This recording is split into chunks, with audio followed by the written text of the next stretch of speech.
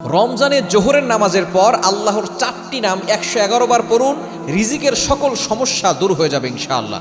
আমরা অনেকেই রিজিকের অভাবের ভিতরে পড়ে যাই, অনেকেই দেখা যাচ্ছে যে রিজিক নিয়ে টেনশন করি, আগামীতে আমরা কি করব এটা নিয়ে আমরা টেনশন করতে থাকি। রিজিকের যত ধরনের সমস্যা আছে সকল সমস্যা দূর করতে পারবে যদি আপনি রমজানে জোহরের নামাজের পরে একটা আমল করতে পারেন। আল্লাহর এই গুণবাচক নাম পড়ে দোয়া করবেন, কারণ আল্লাহর গুণবাচক নাম পড়ে দোয়া করলে আল্লাহ তাআলা সাথে সাথে সেটা কবুল করেন। আল্লাহ তাআলা নিজে বলে দিয়েছেন, কোরআন খুলে 9 নম্বর পারা 13 নম্বর পৃষ্ঠা 4 নম্বর লাইন, সূরা আরাফের 180 নম্বর আয়াত। রব্বুল আলামিন বলেন, ওয়ালিল্লাহিল আসমাউল হুসনা ফাদউহু বিহা।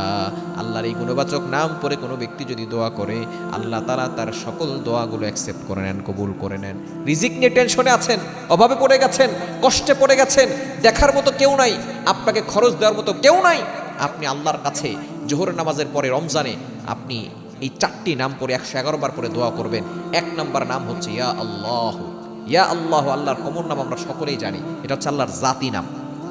ইয়া আল্লাহ এটা আপনি 111 বার পড়বেন। এরপরে পড়বেন ইয়া রাজ্জাকু, হে রিজিক দাতা, হে রিজিক দাতা।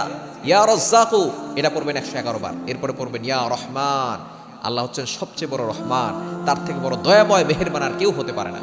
আর 4 নম্বর ইয়া রহিম, ইয়া আল্লাহ ইয়া রাজ্জাকু ইয়া রহমানু ইয়া রহিমু। এই 4টা নাম 111 বার করে পড়বেন।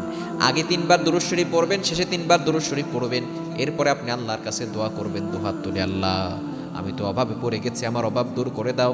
আয় আল্লাহ আমি কষ্টে পড়ে গেছি, আল্লাহ আমার কষ্ট দূর করে দাও। রিজিক নিয়ে আল্লাহ টেনশন করছে, আল্লাহ রিজিকের টেনশন দূর করে দাও।